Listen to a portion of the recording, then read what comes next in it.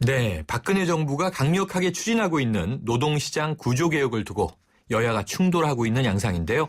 김무성 새누리당 대표는 내년에 있는 총선에서 표를 잃더라도 노동개혁을 강력히 추진하겠다. 이런 입장을 밝혔습니다. 고용유연화를 통해서 경제를 살리겠다라는 뜻이고요. 하지만 새정치민주연합과 노동계는 노동시장을 하향평준화하는 것이다. 강력하게 반발하고 있는데요. 국회 환경노동위원회 소속 은수미 새정치민주연합 의원이 전화 연결돼 있습니다. 의원님 안녕하세요. 네, 안녕하세요. 네, 이 정부가 말하는 고용유연화가 좀 추상적인 이야기여서 구체적으로 어떻게 이해할 수 있겠습니까? 그냥 이렇게 이해를 하시면 돼요. 껌이나 자동차나 이런 상품은 경제가 안 좋으면 재고가 되거나 없어지잖아요. 네. 그리고 또 경제가 잘 되면 또 팔리기도 하고요. 이것이 상품이잖아요. 네. 이런 상품의 유연성을 너희 사람들도 그렇게 해라. 그래서 기업에 맞춰서 뭐 너무 길 때는 자르고 또 필요할 때는 늘리고 이렇게 좀 마음대로 하겠다. 네. 이렇게 이해를 하시면 됩니다. 사실은 이건 법에 어긋나는 거예요. 사람은 상품이 아니기 때문에 경제의 위기나 시장의 수요와 무관하게 일정하게 사람이 살만한 정도로 일을 하고 사회를 구성할 수 있도록 우리 민주공화국이 만들어진 건데 네. 사실은 그것에 반하는 정책을 그것도 합의 없이 일관되게 추진하겠노라 이런 거죠. 네, 강하게 비판을 해주셨는데요. 네. 저 여당의 김무성 대표는요, 통계 자료를 제시하면서 이렇게 말하고 있습니다. 우리나라 노동 경직성의 문제를 지적했는데요. 네. 우리나라 노동시장 유연성이 세계 72, 노동시장 효율성은 86이라는 건데요. 네. 이런 나라에 어느 기업이 투자를 하겠나 이런 이야기입니다. 이 주장에 대해서는 어떤 반론 있으세요? 그러니까 우선 우리나라가 OECD로 보면 멕시코 다음으로 열심히 일하는 나라고요. 네. 노동 생산성도 경제 순환과 무관하게 지금까지 노동 생산성이 올라온 나라입니다. 네.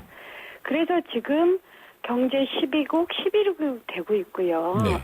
그리고 그것에 대한 전망은 여전히 세계적으로도 굉장히 강하게 평가를 받는 나라입니다. 네.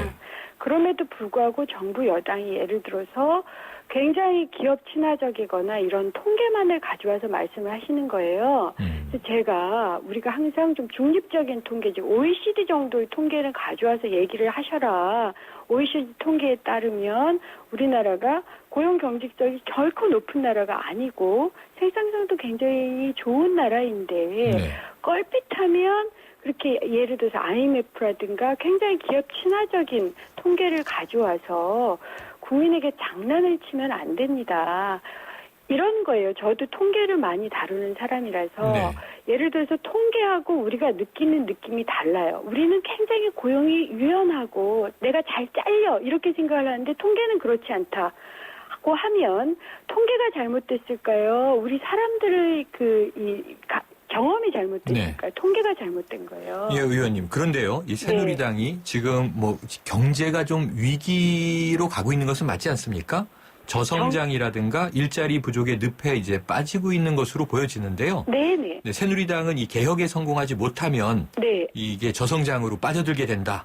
이런 이제 주장을 하고 있는데 여기에 대해서는 어떻게 보세요? 그렇죠. 경제 지표가 그다지 좋지 않은 게 맞습니다. 문제는 그 원인이 어디에 있느냐는 거예요. 네. 그럼 경제 지표가 그렇게 좋지 않은데 왜 대기업은 그렇게 많은 사내유보금을 쌓아두고 있을까요? 네. 그리고 경제가 그다지 좋지 않았는데 기업의 그 소득 증가율은 16.8%나 되고 네. 가계의 소득 증가율은 1.2%밖에 안 돼요. 네. 그리고 가계는 천조를 쌓고 있거든요. 부채만. 부채가 그렇죠. 그렇죠. 1,100조를 넘었습니다. 그렇죠. 어디는 잘 되고 있는 거예요. 네. 누구? 재벌 대기업만 잘 되고 있고 저는 그걸 빨대 효과라고 얘기를 해요. 재벌 대기업이 네. 너무 빨대로 빨아서 수수료도 올리고 그 중소기업 기술 탈취하고 외주화 하청하고 하면서 폐허를 만들고 있거든요. 네. 그렇다면 네. 그 원인은 재벌 대기업에 있고 기업 구조 개혁을 하는 게 맞죠. 네. 그런데요. 결국 네. 기업도 계속 성장에 대한 이 욕구를 가지고 있잖아요. 네. 지금 말씀하신 대로 이제 기업이 예. 현금화할 수 있는 자산은 오히려 줄었다라고 이야기를 하면서 네. 말씀하신 대로 사내 유보금을 쌓아놓고 이 투자를 하지 않는다 이런 비판을 하니까 예. 실제로 이윤이 나는 사업이 없다 이런 주장을 하는데 그럼 이 기업 아니죠. 측의 주장은 어떻게 보세요? 이윤이 있는 사업이 있습니다. 네. 그러니까 고용이나 투자를 하지 않고 이윤이 있는 사업이 있어요. 그게 예를 들어서 은행 대출이라든가 부동산 임대소득이라든가. 네.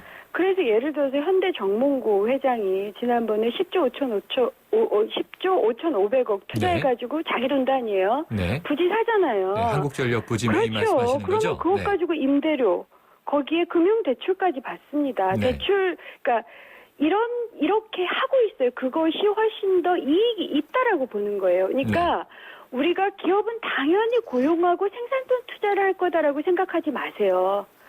기업은 굉장히 다양한 이익이나 투자처를 갖고 있고요. 그것이 금융이익이 될 때 그렇게 하는 겁니다. 그것이 현실이에요. 그렇다면 기업이 금융이나 부분 노동을 통해서 즉 고용을 하지 않고 이익을 얻는 게 아니라 반드시 고용하고 생산성 투자를 할 수 있도록 그래서 그렇게 이익을 얻도록 정부가 설계를 해야 되는데 네.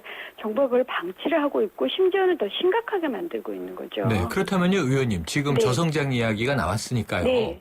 지금 현재 이것도 여야가 좀 이제 방법론의 차이를 보이는데 네. 소득이 적어서 소비가 지금 안 살고 죽어가고 네. 있다고 보세요? 아니면 소비가 침체됐기 때문에 지금 소득이 더 줄어드는 거라고 보세요? 저는 낙수 효과하고 분수 효과가 다 사라졌기 때문이라고 네. 생각해요. 그러니까 낙수 효과라는 뭐냐면 예전에는 IMF 때 전만 해도 벌은 돈을 이익 공유를 했어요. 네, 대기업이. 네. 그러니까 낙수 효과가 사라진 거고요. 그동안 여당이 많이 강조했었습니다. 그렇죠. 네. 그다음에 두 번째로 분수 효과라는 건 소비가 없는 거예요. 이 두 가지가 결합됐기 때문이지 네. 오로지 소득이 없기 때문만은 아니에요. 네. 그런데 정부 입장에서는 어떻게든 이 저성장을 타게 해야 되잖아요. 또 이게 그렇죠. 그러려면- 정부의 성과를 위해서라도. 그렇죠. 네. 그러려면 낙수 효과를 살리고 네. 분수 효과를 결합해야 되겠죠.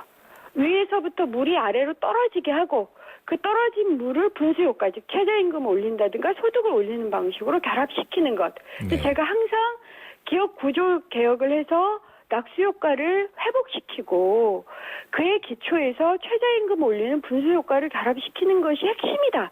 네. 이렇게 얘기를 하고 있는데 그것은 안 하고 자꾸만 MB 때는 자식급여를 뜯었어요.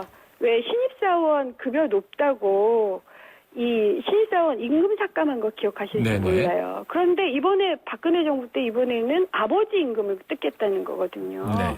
그렇게 소득 죽이기를 그러니까 없는 분수 효과까지 없애버리는 정책을 한다는 거죠. 네. 그래서 저는 기업 구조 개혁을 통해서 낙수 효과를 회복시키고 거기에 소득주도 성장 같은 분수 효과를 결합을 시키면 된다. 이건 할 수 있는 일이라는 거예요. 네, 의원님 조금 이제 노동개혁이 지금 주요 네. 핵심 쟁점이 돼 있으니까 네네. 한번 그 문제로 들어가 보겠습니다. 네. 이 정부와 새누리당은요, 네. 임금 피크제 얘기하고 있지 않습니까? 네네. 이게 신규 고용 창출을 해서 청년 실업을 낮추겠다, 예. 청년층을 많이 고용하겠다 예. 이런 의미인데 예. 그렇다면 이제 기존 노동계층이 좀 양보해야 되는 거 아니냐라는 의미를 담고 있지 않습니까? 네. 이건 어떻게 보세요? 저는요, 그게 뭐 이것저것 따지지 않고 그냥 돈 가지고만 따지겠습니다. 네, 보통 이게 임금 피크제 적용받는 사람이 전체의 한 7%, 그러니까 4% 정도밖에 안 돼요. 네, 그래서 그분들의 임금을 만약 한 6천에서 8천 정도 연봉을 받는 분들의 네. 임금을 1,000만 원에서 2천만 원 그냥 깎는다. 네, 그래서 얼마를 거둘 수 있는가를 계산해 보면 보통 7조에서 한 14조, 그러니까 네. 10조 내외예요. 네, 그러니까 왜 한전 부지값 정도 된다고 네네. 보시면 돼요. 그런데 지금 재벌 대기업이 쌓고 있는 돈, 거기서 50%는 그래 못 쓴다 치자. 나머지 50%의 10%만 해도 그것이 35조, 많으면 71조까지 가잖아요. 네. 그러니까 기업 구조 개혁을 해서 얻을 수 있는 자금이 훨씬 더 많고요. 그 자금을 가지고 청년 실업을 하면, 네. 청년 실업을 해결하면 네. 그분들이 또 소득이 올라갈 거 아닙니까? 네, 그리고 원래 이 아버지들 6천에서 8천 정도 하는 사람들은 소득도 깎이지 않고요. 네. 그럼 훨씬 더 경제에 도움이 되겠죠. 그렇게 그러니까 기업이 말씀을, 쌓아두고 네. 있는 돈의 일부를 가지고 청년 실업을 해결하고 그럼 그 사람들 소득 높아지고 아버지들도 원래 임금 깎일 거 안 깎이고 그럼 굉장히 좋아지는 거 아니에요? 네. 이런 다른 길이 있어요. 네네. 다른 길을 지금 말씀해 주셨는데 예. 지금 이제 정부의 정책은 예. 또 이런 걸 하나 말씀드려 볼게요. 예. 지금의 정규직이 너무 과보호되고 있다. 예. 그러니까 실제로 어찌 보면 현장에서요. 생산성이나 경쟁력이 뒤처지는 인력에 대해서 예. 정규직이라는 이유만으로 무조건 정년을 보장하는 것도 무한경쟁 사회에선 좀 문제가 있어 보이진 않습니까? 우리가 대부분의 정년제를 취하는 나라들이 어떻게 생각을 하고 있냐면, 젊었을 때는 에너지가 많잖아요. 네. 열심히 해요. 더 많이 일할 수 있어요. 그렇지만 임금은 좀 적게 주죠. 어느 나라든 신입사원 연봉은 적어요. 네. 하지만 나이가 들면 이 에너지가 떨어져서 지혜는 많아지지만 에너지가는 떨어지죠. 네. 그렇기 때문에 젊은 시절에 못 받았던 임금을 좀 더 얹혀주면서 네. 그래서 정년을 보장하면서 이 정년이 되는 사람들의 경륜이나 지혜를 결합시키는 것이 이 정년제의 원래 취지예요. 네. 그럼 그렇게 해서 예를 들어서 한편은 지혜나 숙련은 높아지지만 에너지는 좀 떨어지고, 한쪽은 에너지는 굉장히 많은데 아직 삶의 경험이 충분하지 않아서 지혜나 숙련이 떨어지는 사람들을 네. 각자 보완하도록 하면 되죠. 네. 이것을 왜 생산성이 떨어진다고 낙인을 찍느냐는 거예요. 네, 알겠습니다, 의원님. 오늘 뭐 네. 여러 가지 방향과 대안까지 네. 좀 섞어서 말씀 주셨고요. 네. 그럼 임금 피크제에 대해서는 그냥 반대하시는 입장인 거죠? 네, 저는 우리가 입법 취지를 할 때 임금 피크제가 강제 조항도 아니었고요. 혹여 임금 피크제를 할 경우도 그것도 부담이 되는 중소기업 정도를 생각을 했던 거예요. 네, 근데 알겠습니다, 대부분 이게 의원님. 대기업 문제라서 네. 저희 임금 피크제를 이런 식으로 강요하는 것에는 동의하지 않습니다. 네, 오늘 말씀 감사합니다. 예, 감사합니다. 지금까지 은수미 새정치민주연합 의원이었습니다.